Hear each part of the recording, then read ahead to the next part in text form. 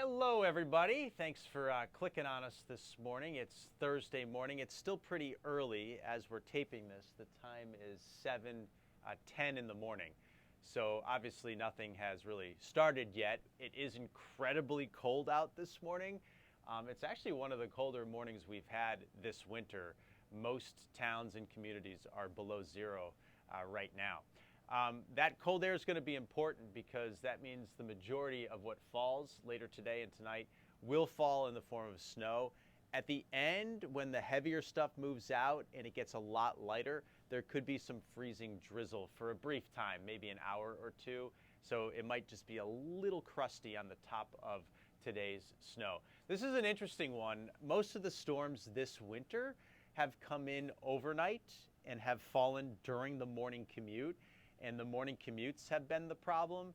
And it's been a matter of, okay, do schools do a 2-hour delay or do they cancel completely, even though the sun's going to come out, at lunchtime and for the afternoon classes and things like that. This one's different though.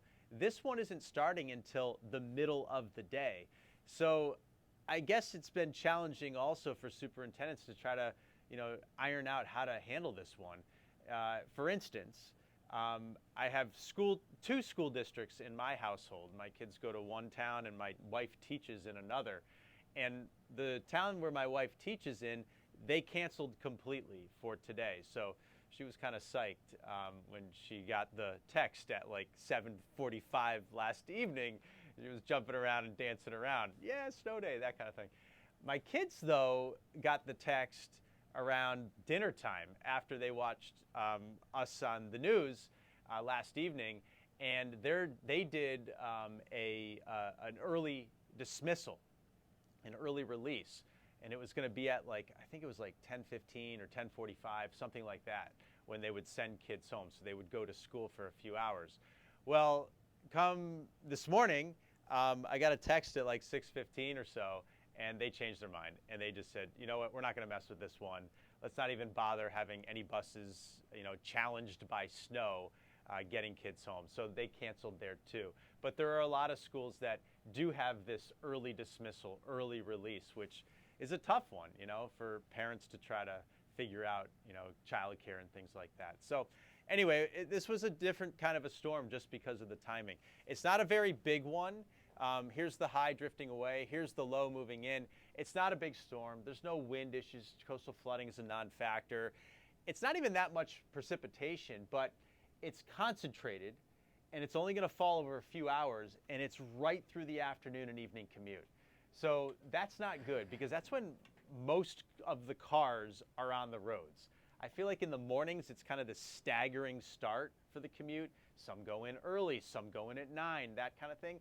But it feels like everyone kind of just goes home around the same time, 4, 5, 5:30, something like that. And it's not going to be fun driving around. So let's get to some of this stuff. So snow is going to overspread the area, for southern and western Maine between 10 and noon. And then for eastern Maine between noon and 2. Northern Maine gets it 2 to 4. The thing is, when this starts, it's going to almost instantly start with a bang. With moderate to even some heavy snowfall. So it's going to go from nothing to something very quickly, ramping up. Also, because it's so cold outside and the ground is obviously frozen, it's going to stick on roads right away too. It's not like it's going to melt a little bit at the onset. So that's why driving conditions are just going to deteriorate rapidly as soon as the snow starts. And it will continue all the way up through 5 o'clock, so that's your evening commute, right? And then gradually taper off later in the evening. When we get rid of the heavier precipitation, which would be snow, and it gets a little lighter, there could be a little bit of freezing drizzle creating a slight glaze on top. Maybe it gets a little crusty on the top layer, but that's it. It's not like it's impactful at all.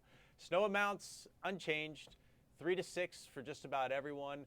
There might be a little bit more near the New Hampshire border, and there will be less across far northern Maine, 1 to 3 inches, but that is still enough to get the crews out and plows out.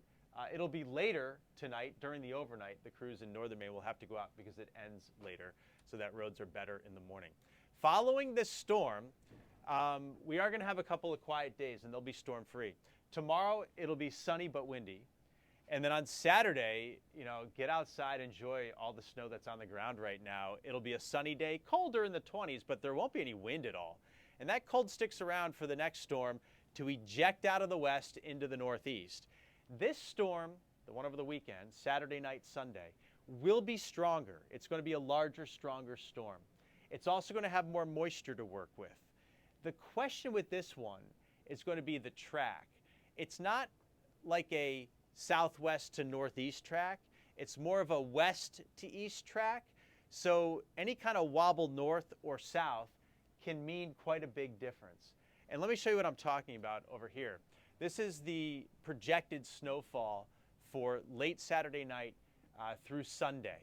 And I expect most of the accumulation, the bulk of it, to be Sunday morning, Super Bowl Sunday morning. There'll probably still be some flurries around Sunday afternoon and into the evening for the game, but most of the accumulation and the rough driving conditions would be in the morning. But right now, the track is a little farther south than recent days, so the heaviest snow would be over the southern half of the state, but there's potential here for some sizable amounts, 6+ inches, and maybe even some double digits too. Can't rule out like 10, 11, 12 inches of snow. There is potential with this. If it wobbles farther north, then the majority of Maine will get into this 6+ potential. And again, potential for double-digit snowfall. So that's what we'll be focused on over the next couple of days, what that wobble does. Right now, it's a little farther south. It may come back north and get us back into the bigger totals throughout most of the state.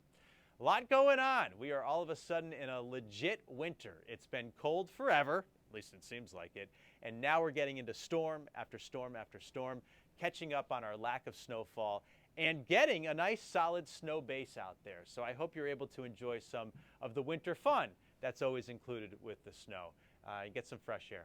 All right, we'll have more updates for you throughout the day, especially once the snow today starts, which will be again midday. Drive safely if you're out and about this afternoon, and I'll see you at some point later on.